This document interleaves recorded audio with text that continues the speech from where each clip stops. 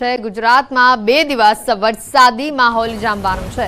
આવતીકાલે વરસાદની આગાહી કરવામાં આવી છે। હવામાન વિભાગે આગાહી કરી છે। આજે ગુજરાતના 11 જિલ્લામાં વરસાદ થઈ શકે છે। આજે વલસાડ, દાહોદ, છોટાઉદેપુર, નર્મદા, આણંદ, નવસારી, સુરત, ભરૂચ, અમરેલી, ભાવનગર, ગીર સોમનાથ ઉપરાંત દાદરાનગર હવેલીમાં વરસાદ જોવા મળી શકે છે। सौराष्ट्र और कच्छ के ऊपर एक साइक्लोनिक सर्कुलेशन बना हुआ है, जिसके कारण आज और कल गुजरात के कुछ ज़िलों में लाइट रेन होने का पूर्वानुमान दिया गया है। और जो ज़िले हैं जहां पे लाइट रेन होने के पूर्वानुमान दिए गए हैं वो है वलसाड़, नवसारी, दाहोद, छोटा उदेपुर, नर्मदा, भरूच, सूरत, आनंद, दादरा नगर हवेली और सौराष्ट्र रीजन के अमरेली, भावनगर, गिर सोमनाथ और दीव हैं। तो આવતીકાલે ગુજરાતના 5 જિલ્લા માટે આગાહી કરાઈ છે। ગુજરાતના 5 જિલ્લામાં આવતીકાલે થઈ શકે છે વરસાદ। વલસાડ, નવસારી, સુરત, ભરૂચ, ગીર સોમનાથ, ભાવનગર અને દાદરાનગર हवेलीમાં વરસાદ થઈ શકે છે। और डे 2 के लिए जो आइसोलेटेड प्लेसेस पे लाइट रेन होने का पूर्वानुमान दिया गया है वो ज़िले हैं वलसाड़, नवसारी, सूरत, भरूच, गिर सोमनाथ, दादरा नगर हवेली और भावनगर। तो गर्मी में राहत फक्त 2 દિવસ જ મળશે। 2 દિવસ વરસાદ જોવા મળી શકે છે। તાપમાન 2 થી 3 ડિગ્રી ઘટશે। 2 દિવસ બાદ ગુજરાતમાં ફરી ગરમીનો રાઉન્ડ શરૂ થશે। ગરમી અંગે હવામાન વિભાગની આગાહી સામે આવી છે। 2 દિવસ બાદ 2 થી 4 ડિગ્રી તાપમાન ઉચકાશે। 15 અને 16 એપ્રિલે કચ્છ, સૌરાષ્ટ્રના કાંઠા વિસ્તારમાં ઉકળાટભર્યું વાતાવરણ રહેશે। तो मैक्सिमम टेम्परेचर आने वाले 2 दिनों में 2 से 3 डिग्री सेल्सियस की गिरावट का पूर्वानुमान दिया गया है और उसके बाद 2 से 4 डिग्री सेल्सियस का मैक्सिमम टेम्परेचर में बढ़ोतरी का पूर्वानुमान दिया गया है। और कोस्टल एरिया की बात करेंगे तो डे 4 और डे 5 में यानी 15 और 16 तारीख को डिस्कम्फर्ट कंडीशन बनी रहेगी सौराष्ट्र और कच्छ के कोस्टल एरिया में। લુણાવાડામાં જે રીતે ખાસ કરીને વરસાદને લઈને આગાહી જે આપવામાં આવી છે હવામાન વિભાગે જે 2 દિવસ વરસાદની વાત કહી છે। આજે કયા કયા વિસ્તારોમાં આગાહી છે તે આપને બતાવી દઈએ। દાહોદ છે, આણંદ, છોટાઉદેપુર, નર્મદા, ભરૂચ, સુરત, નવસારી, વલસાડ, દાદરાનગર હવેલી, ભાવનગર, અમરેલી અને ગીર સોમનાથ આ તમામ પટ્ટો લગભગ દક્ષિણ ગુજરાત અને સૌરાષ્ટ્રના ભાગોમાં આજે વરસાદની આગાહી હવામાન વિભાગે આપી છે, જેના કારણે ગરમીના તાપમાનમાં થોડો ઘણો આપણને ઘટાડો જોવા મળી શકે છે। સાથે જ વાત કરીએ આવતીકાલની તો આવતીકાલે પણ જે રીતે જોવા મળી શકે છે દક્ષિણ ગુજરાત અને સૌરાષ્ટ્રના પટ્ટામાં ગીર સોમનાથ છે, ભાવનગર છે, ભરૂચ, સુરત, નવસારી, વલસાડ અને દાદરાનગર હવેલી આ પટ્ટાઓમાં આવતીકાલે આપણને વાદળછાયું વાતાવરણ અને હળવો વરસાદ જોવા મળી શકે છે અને તેના કારણે ગરમીથી રાહત મળવાની શક્યતા છે। માત્ર 2 દિવસ જ ગરમીથી રાહત મળવાની શક્યતા હવામાન વિભાગ દ્વારા વ્યક્ત કરવામાં આવી છે। સાથે જ આગળ વાત કરીએ તો લુણાવાડામાં ટીટોડીએ મૂકેલા ઈંડાને લઈને હવામાન નિષ્ણાત અંબાલાલ પટેલે પણ વરસાદનું અનુમાન લગાવી દીધું છે। ટીટોડીએ 4 ઈંડા મૂકતા 4 મહિનામાં સારા વરસાદના સંકેત હોવાનું તેમણે જણાવ્યું છે। સાથે જ ટીટોડી કયા મહિનામાં ઈંડા મૂકે તો ચોમાસું સારું રહેશે તેની પણ તેઓએ માહિતી આપી છે। ટીટોડી અષાઢ મહિનામાં જો ઈંડા મૂકે છે તો મહત્વનું છે કે હાલ જે ઈંડા મૂક્યા છે તે બચ્ચા મોટા થઈને ઉડી જાય ત્યારબાદ વરસાદ આવવાની માન્યતા હોય છે, પરંતુ અષાઢ માસમાં ટીટોડી 4 ઈંડા મૂકે તો તેના પરથી નક્કી થાય છે કે વરસાદ સારો રહેશે। અને અત્યારે જે ટીટોડી ઈંડા મૂકશે ત્યારે એના બચ્ચા આવશે અને આ બચ્ચા જે છે ઉડી જશે પછી વરસાદની શક્યતા રહેતી હોય છે। કારણ કે અત્યારે જ્યાં સુધી ટીટોડીના બચ્ચા મોટા થઈ ઉડી ન જાય ત્યાં સુધી ચોમાસું વરસાદ આવવાની શક્યતા ઓછી, પણ અષાઢ માસમાં ટીટોડી ઈંડા મૂકે તો એનું મહત્ત્વ ગણાય છે। ટીટોડી ઈંડા ક્યાં મૂકે છે એ અગત્યનું છે, કારણ કે જો નીચે ઈંડા મૂકે અને વરસાદ થાય તો એને ઈંડાને મુશ્કેલી આવી જાય। એટલે આ અષાઢ માસમાં ટીટોડી ઊંચાઈ ઉપર ઈંડા મૂકે તો વરસાદ સારો થાય એવું મનાય છે। અને હવે વાત કરીશું મહાસંગ્રામની।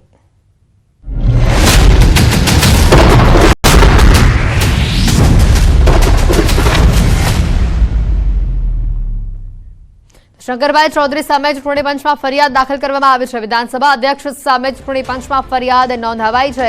ભાજપ ઉમેદવાર માટે પ્રચાર કરતા હોવાનો દાવો કરાયો છે। આચાર સંહિતા ભંગ, સંસદીય પ્રણાલીના ભંગની ફરિયાદ દાખલ કરાઈ છે। તાત્કાલિક પગલાં ભરવા ચૂંટણી પંચને વિડીયો પુરાવા સાથે આપવામાં આવ્યા છે અને ફરિયાદ દાખલ કરાઈ છે।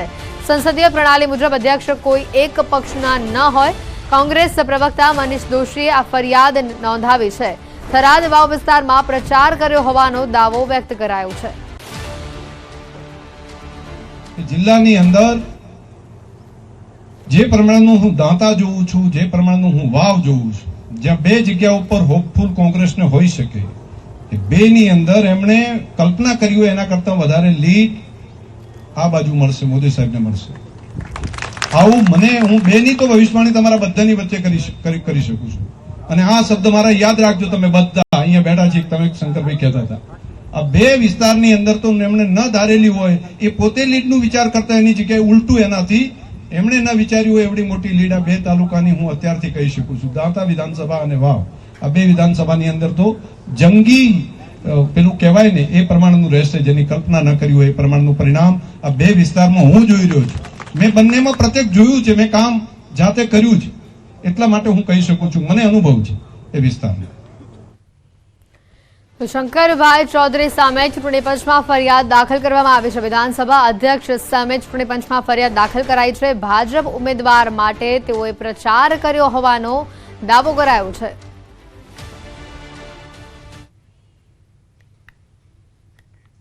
વધુ સમાચાર આવી રહ્યા છે રાજકોટથી. સામે આ બેઠક માટે ફોર્મ ઉપાડવાનું શરૂ સામે આવ્યું છે. પ્રથમ દિવસે ભાજપમાંથી 20 ફોર્મ ઉપાડ્યા છે. પરસોત્તમ રૂપાલા, મોહન કુંડારિયા, કિરીટ પાઠક સહિત 5ના નામે 20 ફોર્મ ઉપાડ્યા છે. કોંગ્રેસમાંથી પરેશ ધાનાણી, હેમાંગ વસાવડા, હિતેશ વોરાના નામે 12 ફોર્મ ઉપાડ્યા. બપોર સુધીમાં બસપા સહિત પક્ષોએ કુલ 53 ફોર્મ ઉપાડ્યા.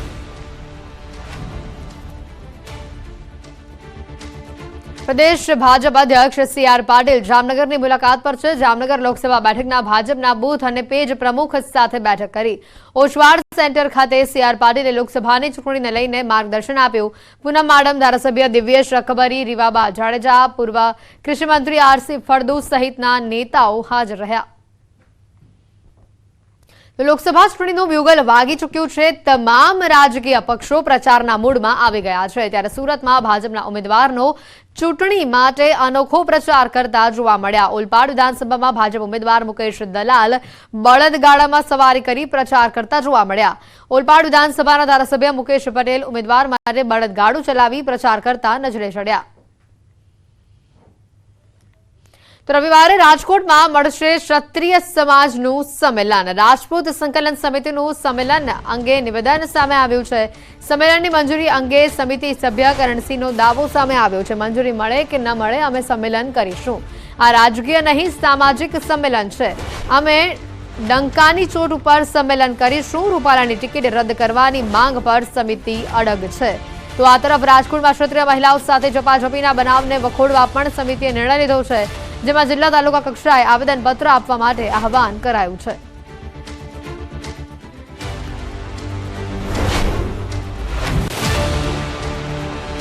આ કોઈ રાજકીય એજન્ડા જ નથી, આ રાજકીય મુદ્દો જ નથી, આ રાજકીય ચળવળ જ નથી, આ શુદ્ધ સામાજિક ચળવળ છે. અને અમારી માંગ એટલી જ છે કે હજુ મોડું ના કરશો. સુવિધાઓનો અભાવ અને તેમ છતાં અમે ડંકાની ચોટ ઉપર વિશાળ ક્ષત્રિય એકતા સંમેલન કરવા માટે જઈ રહ્યા છીએ. અને અમારું રાજકીય સંમેલન નથી, અમારું સામાજિક સંમેલન છે. અને મારે જ્યાં સુધી વાત થઈ છે ત્યાં સુધી અમારી સભાને સંમેલનને મંજૂરીનો કોઈ પ્રશ્ન આવશે નહીં. મંજૂરી મળી જ જવાની છે. અને અમે ડંકાની ચોટ ઉપર ત્યાં આગળ સંમેલન કરવાના છીએ. મંજૂરી મળે તોય કરવાના છીએ, મંજૂરી ના મળે તોય કરવાના છીએ. ત્યાં આગળ આ ઘટનાનો વિરોધ કરવા માટે આવેદનપત્ર આપવા માટે જવું એટલે ક્ષત્રિય સમાજ અન્ય સમાજોને સાથે લઈ અને તાલુકા, જિલ્લા કક્ષાએ, નગર કક્ષાએ જે પણ કમલમ કાર્યાલયો છે ત્યાં આગળ ખૂબ શાંતિપૂર્વક, સંયમથી ત્યાં જે હોદ્દેદારો ઉપસ્થિત હોય એ અમને આવેદનપત્ર આપશે. ખેડા અને સંજેલીમાં આપ અને બીટીપીમાં ભડકો સામે આવ્યો છે. આપ અને બીટીપીના 200 કાર્યકરો ભાજપમાં જોડાયા છે. જશવંતસિંહ ભાભોરના હાથે તેઓએ કેસરિયા કર્યા છે. દાહોદ લોકસભા બેઠક ભાજપના ઉમેદવાર જશવંતસિંહ ભાભોરના નિવાસ સ્થાને જઈને ભાજપમાં તેઓ જોડાયા. જશવંતસિંહ ભાભોરે ભાજપનો ખેસ અને ટોપી પહેરાવી તેઓને પ્રવેશ આપ્યો.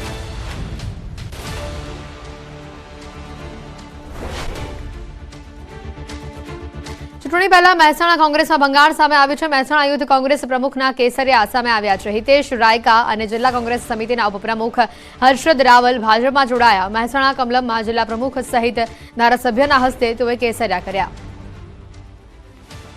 ભગવાન શ્રી રામલલ્લાની પ્રાણ પ્રતિષ્ઠા મહોત્સવ સમયે જે આમંત્રણ આપ્યું અને કોંગ્રેસ પાર્ટીએ જે આમંત્રણ ઠુકરાવ્યું એ દિવસથી પગ નીચેથી જમીન અમારી સરકી હતી.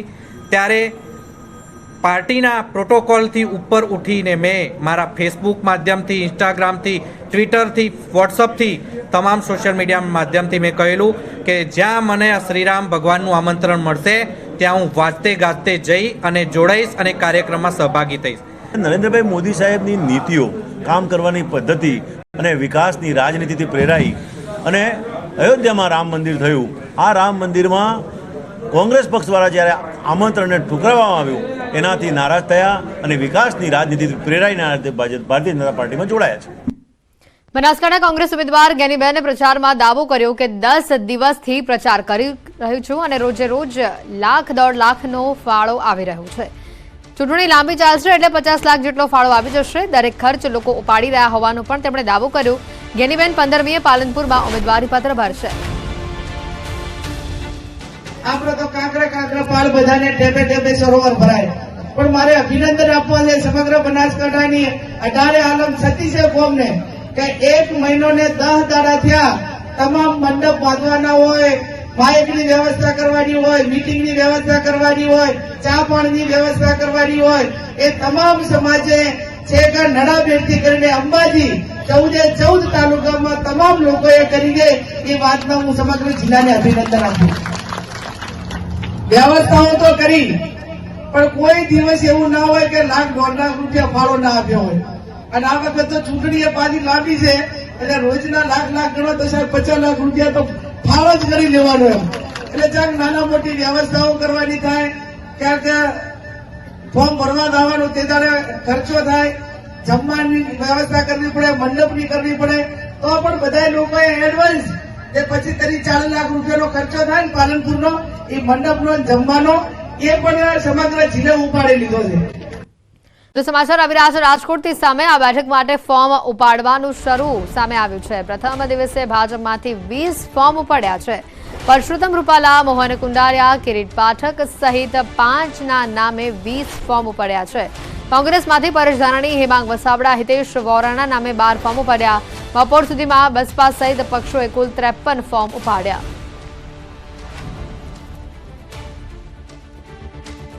પ્રદેશ ભાજપ અધ્યક્ષ CR પાટીલ જામનગરની મુલાકાત પર છે. જામનગર લોકસભા બેઠકના ભાજપના બૂથ અને પેજ પ્રમુખ સાથે બેઠક કરી. ઓછવાડ સેન્ટર ખાતે CR પાટીલે લોકસભાની ચૂંટણીને લઈને માર્ગદર્શન આપ્યું. પૂનમ માડમ, ધારાસભ્ય દિવ્યેશ રખબરી, રીવાબા જાડેજા, પૂર્વ કૃષિમંત્રી RC ફળદુ સહિતના નેતાઓ હાજર રહ્યા.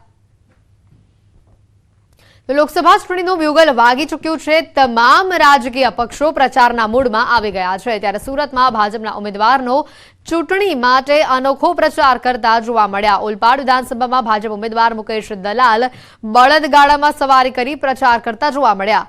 ઓલપાડ વિધાનસભાના ધારાસભ્ય મુકેશ પટેલ ઉમેદવાર માટે બળદગાડું ચલાવી પ્રચાર કરતા નજરે ચડ્યા. તો રવિવારે રાજકોટમાં મળશે ક્ષત્રિય સમાજનું સંમેલન. રાજપૂત સંકલન સમિતિનું સંમેલન અંગે નિવેદન સામે આવ્યું છે. સંમેલનની મંજૂરી અંગે સમિતિ સભ્ય કરણસિંહનો દાવો સામે આવ્યો છે. મંજૂરી મળે કે ન મળે અમે સંમેલન કરીશું. આ રાજકીય નહીં, સામાજિક સંમેલન છે.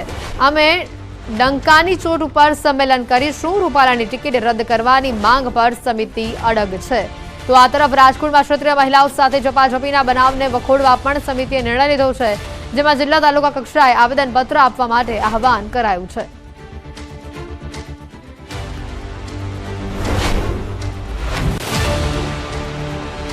આ કોઈ રાજકીય એજન્ડા જ નથી, આ રાજકીય મુદ્દો જ નથી, આ રાજકીય ચળવળ જ નથી. આ શુદ્ધ સામાજિક ચળવળ છે. અને અમારી માંગ એટલી જ છે કે હજુ મોડું ના કરશો. સુવિધાઓનો અભાવ અને તેમ છતાં અમે ડંકાની ચોટ ઉપર વિશાળ ક્ષત્રિય એકતા સંમેલન કરવા માટે જઈ રહ્યા છીએ. અને અમારું રાજકીય સંમેલન નથી, અમારું સામાજિક સંમેલન છે. અને મારે જ્યાં સુધી વાત થઈ છે ત્યાં સુધી અમારી સભાને સંમેલનને મંજૂરીનો કોઈ પ્રશ્ન આવશે નહીં. મંજૂરી મળી જ જવાની છે. અને અમે ડંકાની ચોટ ઉપર ત્યાં આગળ સંમેલન કરવાના છીએ. મંજૂરી મળે તોય કરવાના છીએ, મંજૂરી ના મળે તોય કરવાના છીએ. ત્યાં આગળ આ ઘટનાનો વિરોધ કરવા માટે આવેદનપત્ર આપવા માટે જવું એટલે ક્ષત્રિય સમાજ અન્ય સમાજોને સાથે લઈ અને તાલુકા જિલ્લા કક્ષાએ નગર કક્ષાએ જે પણ કમલમ કાર્યાલયો છે ત્યાં આગળ ખૂબ શાંતિપૂર્વક સંયમથી ત્યાં જે હોદ્દેદારો ઉપસ્થિત હોય